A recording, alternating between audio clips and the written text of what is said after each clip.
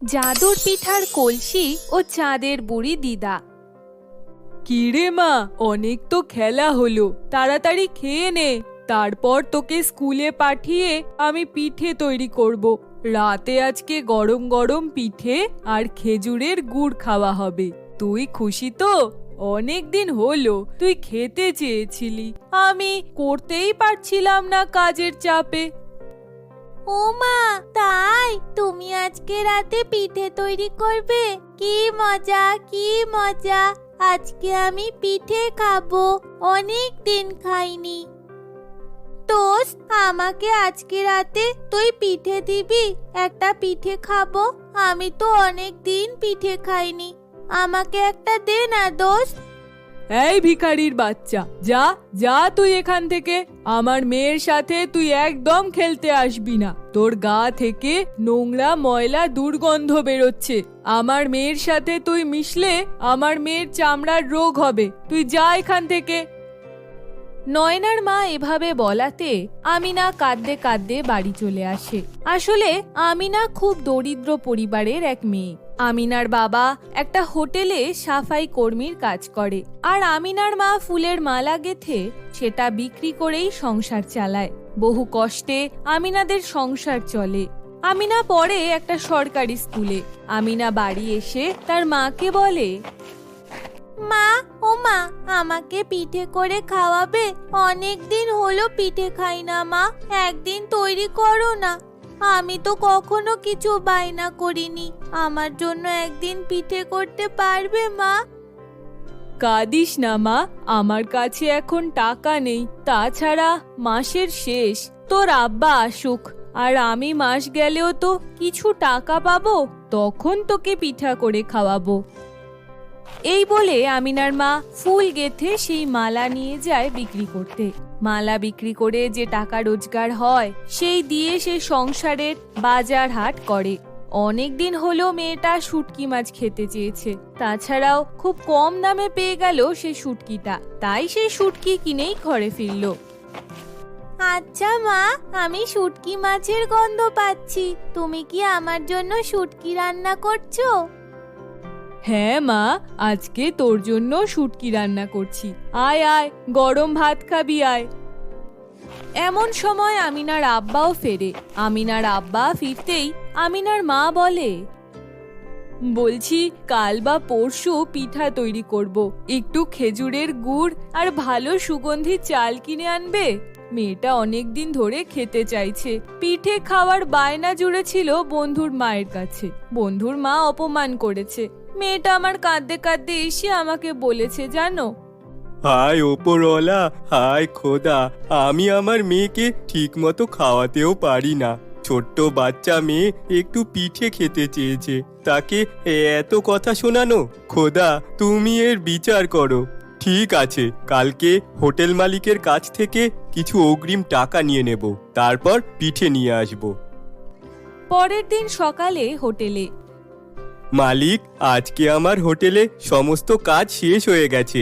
আমাকে 1 মাসের জন্য কিছু অগ্রিম টাকা দেবেন? আমার মেয়েটা পিঠে খেতে চেয়েছে, আমি কিছু জিনিস বাড়িতে কিনে নিয়ে যাব। আরে, আজকে তো আমি হোটেল এক্ষুনি বন্ধ করে দেব। আসলে আমাকে একটু বাইরে যেতে হবে। তুমি এক কাজ করো, আজকে কিছু হোটেলে পিঠে বেশি হয়ে গেছে, পিঠে সেই নষ্টই হয়ে যাবে। তুমি না হয় মেয়ের জন্য বাড়িতেই নিয়ে যাও পিঠে। আমি হোটেলের স্টাফদের বলে দিচ্ছি, তোমাকে প্যাকেট করে দেবে তারা। হোটেল মালিকের কথা শুনে আমিনার বাবা খুব আনন্দিত হয় এবং সে প্যাকেটে করে পিঠে নিয়ে চলে আসে বাড়িতে। বাড়িতে এসে সে তার ছোট্ট আদরের মেয়েকে ডাকে, আমিনা, মা, তুই কোথায় আছিস মা? আয়, আমার কাছে আয় মা, আমি তোর জন্য পিঠে নিয়ে এসেছি। সত্যি বাবা, তুমি সত্যি আমার জন্য পিঠে নিয়ে এসেছো? আমিনার মা আর আমিনা দুজনেই অবাক হয়ে দেখে।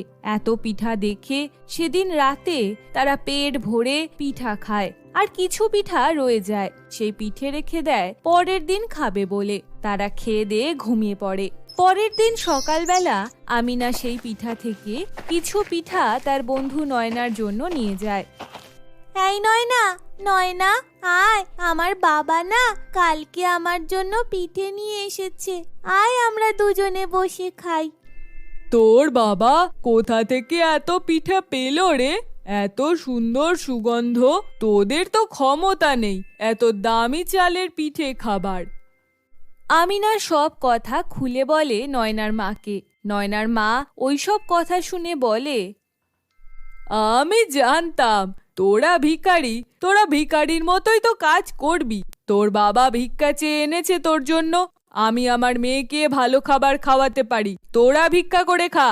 তোরা ভিখারি, তোরাই খা ওইসব খাবার, এসব আমার মেয়েকে একদম দিবি না। আমিনা নয়নার মায়ের মুখে এসব কথা শুনে পিঠার পাত্র নিয়ে কাঁদতে কাঁদতে চলে যায়। কাঁদতে কাঁদতে গিয়ে সে এক গাছের তলায় বসে। তখন সেখানে এক বৃদ্ধা আসে। বৃদ্ধা তাকে বলে, মারে, আমি অনেক দিন ধরে কিছু খাইনি রে, আমাকে কিছু খেতে দিবি? দিদা, আমার কাছে পিঠে আছে, তুমি কি পিঠে খাবে? পিঠেটা আমার বাবা এক হোটেলের মালিকের থেকে চেয়ে এনেছে বলে সবাই বলছে আমার বাবা নাকি ভিক্ষে করে এনেছে। তুমি কি খাবে এই পিঠে?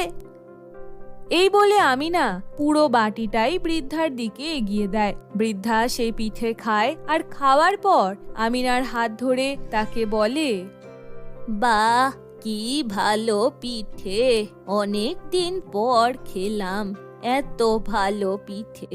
আচ্ছা, তুই কি আমার সাথে আমার রাজ্যে যাবি? আমি হচ্ছি চাঁদের বুড়ি। তুমি চাঁদের বুড়ি? আমার মা বলে চাঁদের বুড়ি নাকি সকলের দুঃখ কষ্ট মিটিয়ে দেয়। হ্যাঁ, আমি যাব তোমার সাথে। চাঁদ কেমন সেটাও আমি দেখে আসবো। আমিনা সেই চাঁদের বুড়ির হাত ধরে আকাশে ভাসতে থাকে।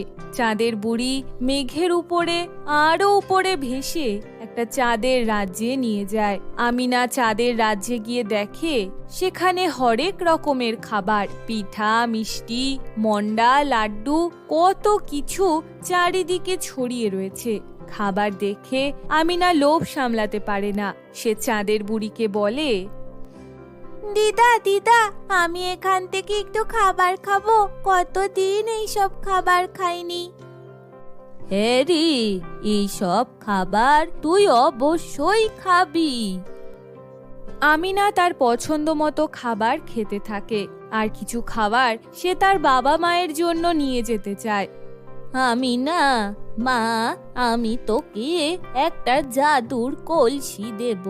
তুই সেই জাদুর কলসিতে যত রকমের পিঠে খেতে চাইবি, জাদুর কলসি সেই সব পিঠে তোর সামনে হাজির করে দেবে।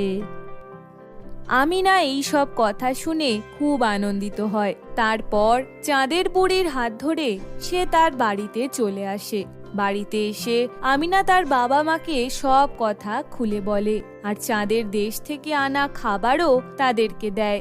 সবাই মিলে বসে সেই খাবার খায়। তারপর আমিনার মা সেই জাদুর কলসি নিয়ে সেই জাদুর কলসিকে বলে, জাদুর কলসি, আমাকে হরেক রকমের পিঠা দাও।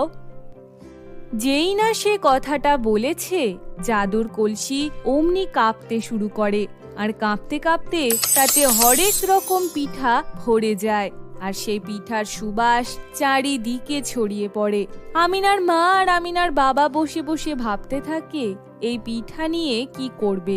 শেষ পর্যন্ত তারা ঠিক করে তারা একটা পিঠার দোকান দেবে। সব থেকে বড় কথা, জাদুর কলসিটা তাদের লুকিয়ে রাখতে হবে, নয়তো পাড়া প্রতিবেশীর খারাপ নজর এই কলসিতে পড়বে।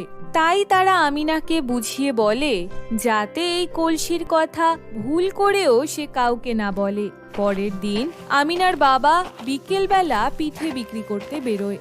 সকালে সে হোটেলে সাফাই কর্মীর কাজ করে। তারপর সে পিঠা নিয়ে গ্রামে গ্রামে বিক্রি করে। এতে তাদের ভালোই লাভ হয়।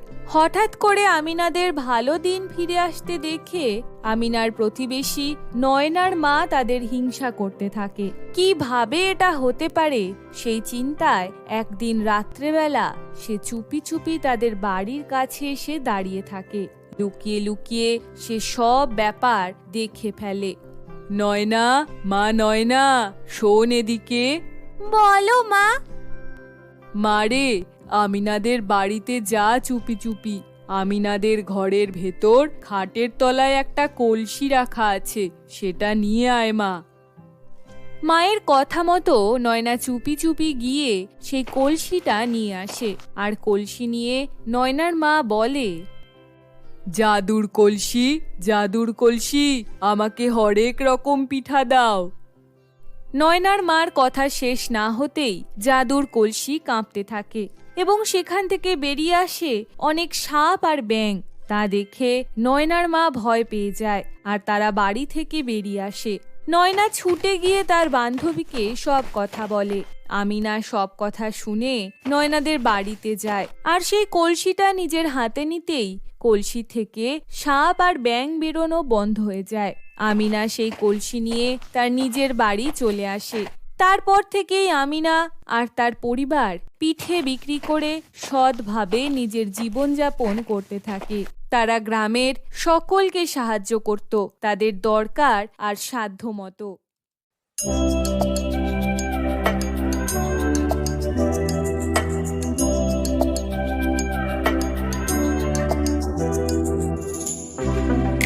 Pink champagne, I'm totally vibing. It's true what they say, it's all about time.